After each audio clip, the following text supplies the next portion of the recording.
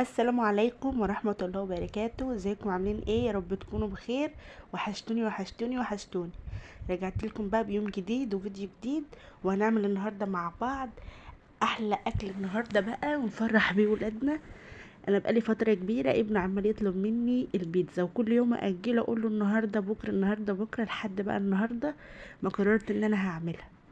فجبت كده حوالي كيلو من الدقيق، بصراحة انا معايرتهوش يعني، انا بحط كده بالبركة مش بعاير حاجة، بس هما يجي كيلو يعني. حطيت قول 4 كوبايات من الدقيق، وحطيت عليهم كده معلقة سكر ونص معلقة من الملح، وربع معلقة من التوم البودرة، وربع معلقة من البصل البودرة.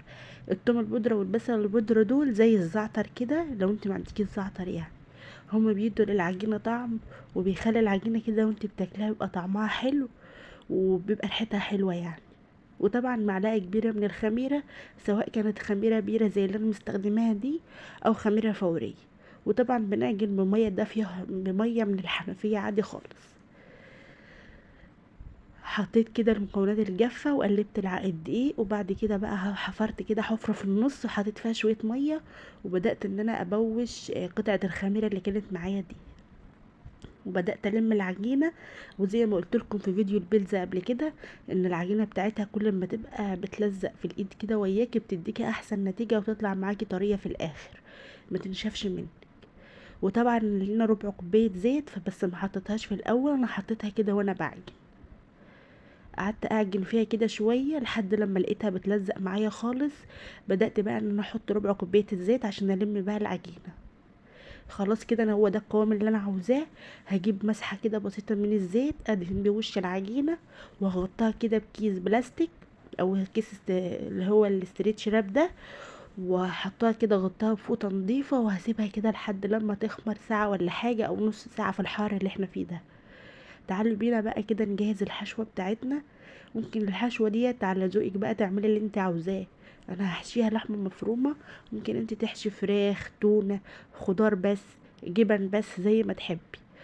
حطيت كده في طاسه على النار ربع كوبايه من الزيت، تلات معالق من الزيت، وسبتهم كده لحد لما سخنوا، وبعدين ضفت عليهم اللحمه المفرومه وقلبتهم كده، وهسيبها لحد لما لونها يغير زي ما انتوا شفتوا كده.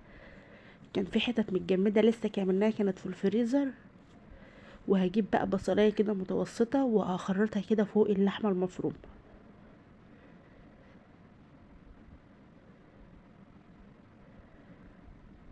زي ما انتوا شايفين كل ده، والنار تكون عالية علشان المية اللي في اللحمة دي تنشف، وما تنزلش مية اكتر من كده يعني.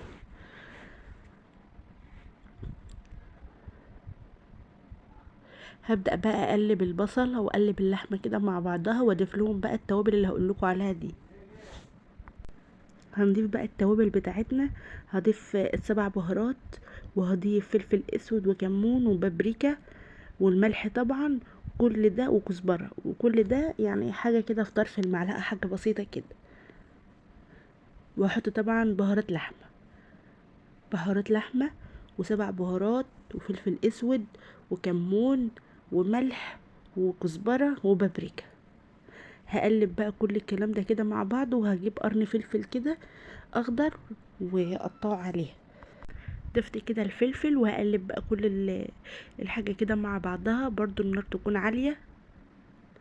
وخلاص كده هي كده اللحمة بقت جاهزة معايا. هشيلها بقى من على النار، وهنبدأ نعمل صوص البيتزا بتاعنا زي ما معوداكم. والصوص ده اللي انا بعمله كده على طول.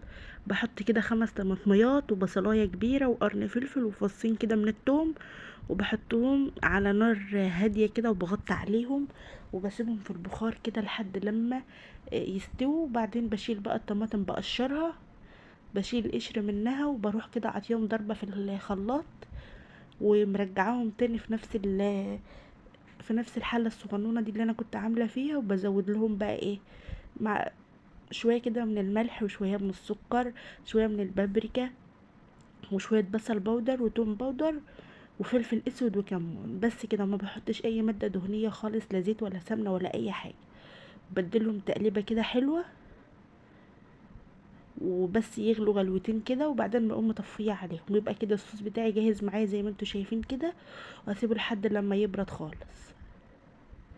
هنا بقى كانت العجينه بتاعتي اختمرت وحجمها ضعف كده زي ما انتوا شايفين. هنبدأ بقى نشتغل. اول حاجه كده بهبط الخمر بتاعها ده كده، وبجيب الصواني اللي انا هشتغل فيها. انا ما عنديش صواني بيتزا صغيره، فبشتغل في الصواني الكبيره دي. هقسم بقى العجينه نصين، لان انا هعمل العجينه ديت هعملها بزيتين كبار. بس انا طبعا نسيت ان انا امسح، انا هحط زيت على الصينيه، يعني هدهن الصينيه زيت، بس انا نسيت ان انا اعمل كده قدامكم يعني. ببدأ بقى ان انا افرد العجينه زي ما انتوا شايفين كده، بكل سهوله بتتفرد معاكي، مش بتغلبك خالص. شايفين؟ بعد ما فردتها واتاكدت ان كل السمك قد بعضه، بروح بقى جايبه شوكه كده وابدا ان انا اخرمها كده علشان ما تقبش معاكي جوه الفرن وهي بتستوي، وتبقوا متاكده ان كل السمك زي بعضه. وبعد كده بقى بدهن صوص البيتزا الجميل ده بعد ما يكون برد، ما ينفعش تحطيه سخن على العجينه خالص. ادهن بقى العجينه كلها كده بصوص البيتزا، والحروف اللي هي اللي في يعني اللي جنب الصينيه على طول اللي في الحرف ديت، يعني ما نجيش عليها قوي. رشيت كده رشه من الجبنه الموزاريلا كده على العجينه في الارضيه، وبعدين كده حطيت الحشوه وزعتها كده فوق العجينه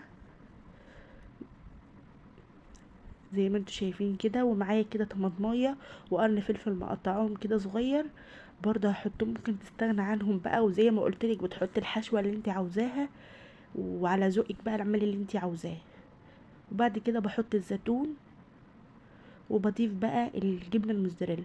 علشان الجبنه الموزاريلا بتاعتك تمط معاكي لازم تكتري، يعني لازم تحطي كميه، يعني الكميه اللي معايا ديت ممكن تعمل بيتزايه واحده بس احنا عشان بنعملها في البيت وبنوفر فمش هنحطها كلها طبعا. ولازم تكون الجبنه الموزاريلا بتاعتك مش متجمده، لازم تكون بدرجه حراره الغرفه عشان تمط معاكي وتسيح. هي مطت معايا، بس المطه بتاعتها كانت خفيفه لان هي كانت عاوزه جبنه كمان. شايفين؟ هي بتمط وانا بقطعها بتمط مطه خفيفه، لكن هي علشان تمط المطه اللي انتوا عاوزينها دي فلازم تكون الجبنه الموزاريلا كتير. شايفين بقى الحلاوه والجمال؟ ولا التسويه بتاعتها حلوه قوي، وريحتها كانت قلب البيت كله، وطعمها جميل وتجنن وتحفه، وموفره خالص عما تشتريها من بره. وفرحت ولادك وعملت لهم اللي نفسهم فيه. يا رب الفيديو يكون عجبكم. شايفين بقى الجمال؟ لحد كده بقى يكون الفيديو بتاعنا خلص. ما تنسوش بقى تشتركوا في القناه لو لسه ما اشتركتوش، وتفعلوا زر الجرس عشان يوصل لكم كل فيديو جديد. اشوفكم على خير، مع الف سلامه.